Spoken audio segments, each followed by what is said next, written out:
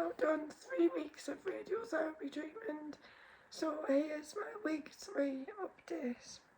So after being given all of the milkshakes and whatnot, like this one, I'm still not really managing to drink much. It's a weird one because this is only about 4 drinks and it's gone, but I have no appetite at all.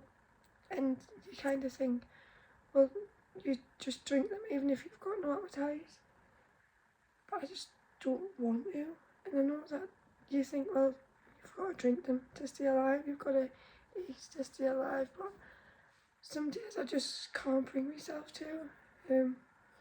I think if you're going through this and you don't have 3 kids to look after, you'd have a lot more, I don't know, maybe you'd be able to force yourself to do a lot more things, because you could just lie in bed all day and have, you know, your peer meds laid out, you could have your shakes laid out, have a timer set, like at this time I need to drink this one, this is my only focus for the day.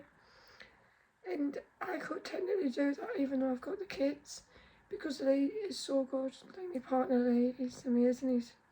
He's pretty much running the house entirely by himself most days.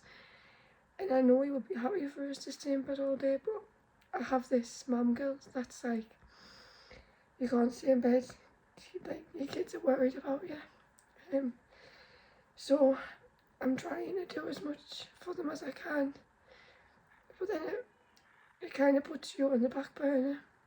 And it's alright for people to go, well, you know, you need to put yourself first, but as a mum, that doesn't come intrinsically. You've got to force yourself to do that. So this video today is done from in my bed.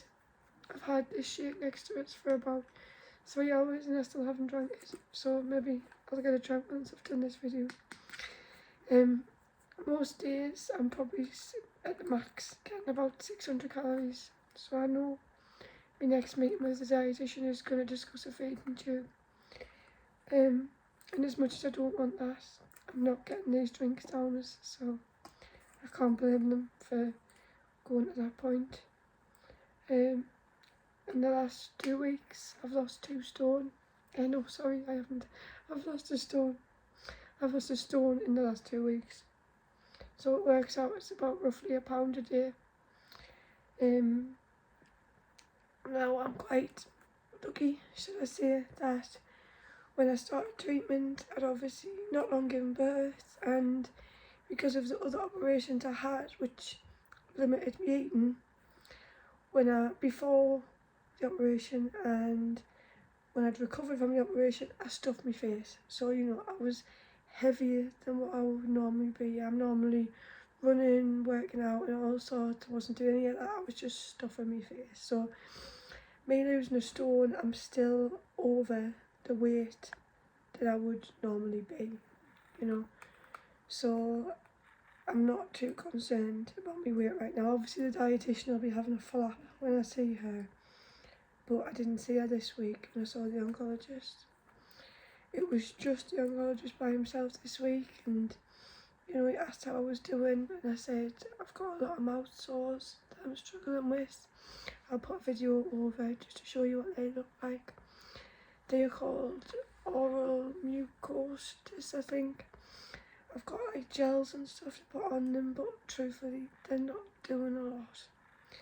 I did tell him that, you know, I said like, he had a look at my tongue, he shines a torch in, he said it's not infected, you're keeping it very clean, which is good. And I said, it's not infected, I'm surprised because it's really uncomfortable. And he said, well, this is uncomfortable, you know what I mean, it's radiation treatment, it's burning your cells, you've just got to kind of crack on, keep going. So I said, oh, like the sprays and stuff you've gave us aren't really working.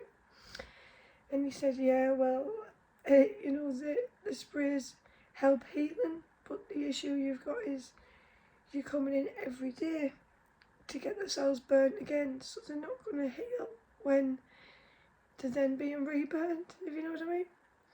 So he did say like the good side is that obviously the treatment's working if you're in pain and you've got all these side effects, so there's that. That's the bright side. There's the rainbow, or whatever the saying is, the light at the end of the tunnel. There's that. So I had to go for a new mask fitting as well after seeing the oncologist. When I went for the radiotherapy, they said, it's been taking them a while to get us in place lately. We thought it was down to my hair extensions being out, which is like changing me spine measurements by 1 millimetre or 2, because obviously my hair used to be shoved behind my neck when I go in for treatment. But now they can't get my body lined up properly either. So they said because I've lost weight, we'll do another mask fitting. Luckily they had a slot straight away, so I went straight round for that. And people say, like, are you not claustrophobic getting the mask fitted? It's just like a plastic sheet, flat plastic sheet, and it's warm. And then when they put it over your face and it hardens, it gets cold and it hardens. I don't find it claustrophobic at all, but I don't have claustrophobia. So someone with claustrophobia would find it horrible. I don't. It's a piece of plastic over my face. You could easily spiral if you think about it, and especially when you're in the machine, if you're a kind of person who has like anxiety or whatever, you could start going, how do I get out of here in an emergency? I'm just there like, just chilling. So yeah, I don't mind the mask being fitted or the mask during the radiotherapy treatment. So once they'd made me new mask, they sent us straight around for a CT scan, because with every new mask you get, they've got to replot the treatment because you're in like a slightly different place with the mask. Luckily I didn't have to have the contrast dye. I was a bit worried about having that twice within 4 weeks, because I've heard, the contrast dye is not very good for your insides. I don't know how true that is. I haven't looked into it that much, but I said, oh, do I need the contrast dye again? And the oncologist said, no, I've requested you don't have that again. We can just mirror that image over the top of the one where you had the dye, so that it lines up and we can plot the new treatment plan. They said I probably won't get the new mask until the following Monday, just because they need the oncologist to do the plan and then sign it off. So I'm still using the old mask at the minute.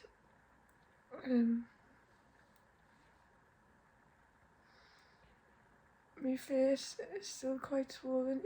I'm pleased because it's moved. It was up here and that was really painful.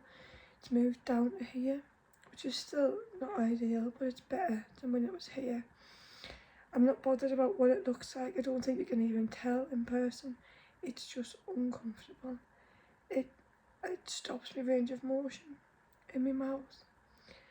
And it just feels not very nice. So I'll be glad if I find a way to get that to go down, but right now I haven't found a way. I think the dietitian will probably get in touch with us this week about the shakes and whatnot. But that's another week down. The oncologist did prescribe us some Oromorph. I think I mentioned in the last video I had a little bit left of my surgery, which I've been taking but not regularly. I'm the kind of person who will only take things when it gets really bad, which you might say that's a bad thing or you might say that's a good thing. It depends how you look at it. So I've only had it twice since this treatment started, and to be honest I think the first time I took it, it was more for COVID or the flu or whatever I had. I only take 2.5 mils. The prescription says 5 mils. But when I was in hospital for surgery, they said if you haven't had it before, you should not start off with 5 mils, you'll be knocked out. So the nurse gave us 2.5 mil. So that's what I took at home. And the oncologist was a bit wary of prescribing it because he said it's not very good for breastfeeding. And he said I don't want you to become reliant on it. But I told him about the nurse in the hospital and he said, okay, I'll give you it as long as you promise you only take a small amount, only if you really need it. So he gave us that. I haven't actually used it since he gave us it. I don't think I've mentioned my cough as well, just before I end this video. I've had a cough which started out to be like phlegm, so I would feel like my throat was closing for a second, I would cough and a massive lump of goo would come out. But the last few days there's nothing there, but I'm coughing and it feels like I'm choking. It feels like my throat's completely closed and I have like a massive coughing fit and then nothing comes out, but I feel relief. I feel like I can breathe again. Sometimes it only lasts 15 seconds, sometimes it lasts a minute and I'm like banging on the floor trying to get air. It's quite scary as well for Lee watching us, you know what I mean? At least I'm the one going through it, but he's the one kind of watching thinking, oh my god, she's dying, which I'm not, but it just, yeah, the symptoms are ramping up now. They did say week 2 to 3 is when it's going to start getting intense. So it's not like I didn't know this was going to happen, but I hope this kind of breakdown of symptoms can help someone else to know what they're going to be going through and prepare, I suppose, mentally. And if you're going through this right now and watching this thinking, oh my god, you will get through it, just like I'll get through it. And one day we'll be sitting eating pizza, forgetting what this was all like.